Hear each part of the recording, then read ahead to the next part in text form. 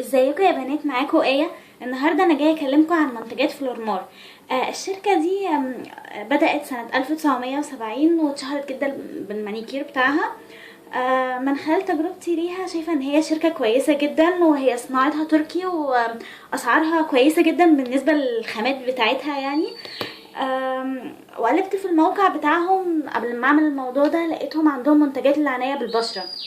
انا اول مره اخد بالي من الموضوع ده، بس ان شاء الله هجرب منتجات تانية منهم يعني. يلا بينا نبدا الفيديو. اول حاجه حابه اكلمكم عليها هي الباودر دي من فلورمار. الباودر دي كويسه جدا والتغطيه بتاعتها متوسطه، وبتثبت الميك اب كويس. سعرها كان 55 جنيه، وبيجي معاها الاسبونجه دي. استنى افتحها بس اهي.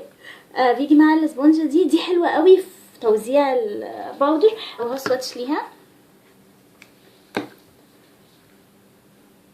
هي هتلاقوها لوني فمش باينه قوي يعني. اهي مش باين طبعا لان هي نفس الدرجه بتاعتي، بس هي كويسه جدا يعني. تاني حاجه حابه اكلمكم عليها هو البلاشر ده. البلاشر ده حلو قوي وناعم جدا وثابته كويس. بس مشكلته ان هو فيه جليتر بسيط. بس الجليتر ده ما بيبانش لما بحطه يعني. ده سعره حوالي حاجه و30 حاجه و40، مش فاكره قوي الصراحه. ودي الدرجه بتاعته اهي. ده بحب احطه يعني الصبح لان هو لونه كويس. وبتيجي كمان معايا الفرشه دي، بس انا طبعا ما انصحكوش تحطوا بالفرشه دي لان بحسها ما بتوزعش يعني بلاشر. عشان توزعي البلاشر كويس هاتي فرشه كبيره شويه. تالت حاجه حابه اكلمكم عليها الكحل ده ناعم جدا، بس مشكلته الوحيده ان انتي لو عينك بتدمع فهو هيسيح منك. سعره كان حوالي 20 جنيه. بصوا السواد بتاعه فظيع يعني. اول مره اطلع اللون ده يعني ما بحتاجش اصلا اعيد عليه اكتر من مره. رابع منتج حابه اكلمكم عليه الروج ده من فلورمار.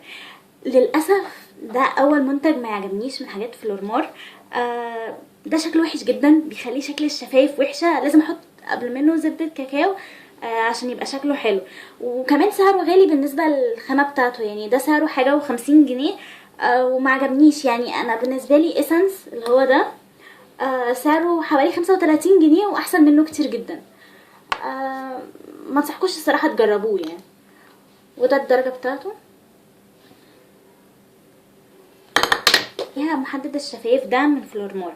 المحدد ده حلو جدا، وبحب دايما احطه تحت الروج بتاع اسنس اللي هو ده لسه مكلماكم عليه. الدرجتين دول بحسهم كويسين قوي مع بعض. وكمان لما بحطه بيفضل الروج ده ثابت وقت طويل قوي. بس بملي الشفايف بالمحدد يعني، مش مجرد ان انا بحدد بيها بس، لا بملاه فبيقعد معايا وقت طويل قوي. ودايما الناس اول ما تلاقيني حطاه يسالوني يقولوا لي ايه نوع الروج اللي انتي حطاه ده ولونه، لان الدرجه بتاعته كويسه. الحاجه الوحيده اللي مضايقاني في تحديد الشفايف ده ان الخشب بتاعه بيكسر لما ببريه يعني. بصوا شكل الخشب بتاعه مش حلو خالص. وده الدرجه بتاعته اهي. بس غير موضوع الخشب ده فهو كويس. وده الروج كمان بتاع اسنس بالمره اوريهولكم. ده طبعا التحديد وهو الروج. الدرجتين دول لايقين مع بعض جدا. ده كان سعره قبل ما انسى حاجه و20 جنيه يعني، او ممكن 15 جنيه، مش فاكره الصراحه قوي السعر. كده انا خلصت الريفيو بتاع المنتجات. اتمنى ان الريفيو يكون عجبكم. انا عندي بس حاجه واحده عايزه اقول لكم عليها. انا كنت بشتري منتجات فلورمار من الستاند اللي في سان ستيفانو او المحل اللي فوق. رحت تري اللي هو في فتح الله، لقيت ان اسعاره ارخص يعني. بيبقى فرق بتاع 5 جنيه ولا حاجه. فطبعا انصحكم انكم تجيبوا من تري فتح الله. كده خلاص خلصت كل حاجه عايزه اقولها. اتمنى ان الفيديو يكون عجبكم. ولو انتوا جربتوا حاجه من فلورمار قولوا لي عليها تحت عشان اجربها. اشوفكم في فيديو جديد. مع السلامه.